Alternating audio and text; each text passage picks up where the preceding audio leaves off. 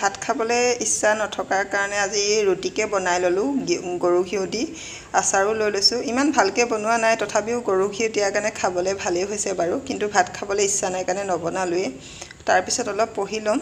আৰ্টিকলখিনি উলিয়াই লৈছোঁ একেখিনি একেলগতে পঢ়ি যাওঁ আৰু আৰ্টিকল মানে বহুত আছে তাৰ ভিতৰতে কিছুমান ইম্পৰ্টেণ্ট আছে এতিয়া কেনেকৈ জানিমনো কোনটো ইম্পৰ্টেণ্ট হয় কোনটো ইম্পৰ্টেণ্ট নহয় সকলোবোৰেই পঢ়িব লগা হয় পঢ়ি যাওঁ ৰাতিপুৱা আজি আৰ্টিকলখিনি আৰু ইণ্ডিয়ান হিষ্ট্ৰী ওকে বাই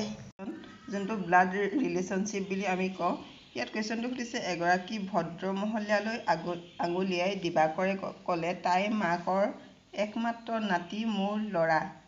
ভদ্ৰ মহিলাগৰাকীৰ লগত দিবাকৰ সম্পৰ্ক কেনেকুৱা সেইটো সুধিছে আচলতে ইয়াত আমি এতিয়া মহিলাগৰাকীক আঁকি ল'লোঁ ইয়াত 4টা অপশ্যনো দিছে আণ্টি ছিষ্টাৰ মাদাৰ ৱাইফ কোনটো হ'ব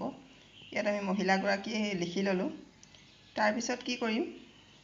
এগৰাকী ভদ্ৰ মহিলালৈ আঙুলিয়াই দিবাকৰে ক'লে দিবাকৰ ইয়াত লিখি লৈছোঁ তাৰপিছত তাই মাকৰ কথা কৈছে আৰু একমাত্ৰ নাতি মোৰ ল'ৰা বুলি কৈছে তাই মাক মানে এই মহিলাগৰাকী মাকক সেই মাকক ওপৰত দি দিছোঁ আৰু একমাত্ৰ নাতি মোৰ ল'ৰা একমাত্ৰ নাতি বুলি কৈছে মানে এটাই নাতি আছে সেইকাৰণে কাৰচিন দি নাতি মানে মাকৰ লগত নাতি হ'ব ন নাতিটো তলত লিখিছোঁ মোৰ ল'ৰা বুলি কৈছে কোনে কৈছে এই কথাষাৰ দিবাকৰে কৈছে সেইকাৰণে দিবাকৰক কাৰচিন দিছোঁ মোৰ ল'ৰা অ'কে ভদ্ৰ মহিলাগৰাকীৰ লগত এতিয়া দিবাকৰৰ সম্পৰ্ক কেনেকুৱা সেইটো সুধিছে কিন্তু এই যেতিয়া কুৱেশ্যনটো আমি দেখোঁ মূৰটো ঘূৰা যায় কিন্তু এই নক্সাখন যেতিয়া আঁকি লওঁ তেতিয়া বহুত আচান হয় আৰু তেতিয়া হৈছে দিবাকৰৰ লগত এই মহিলাগৰাকীৰ সম্পৰ্ক কি হ'ব ৱাইফ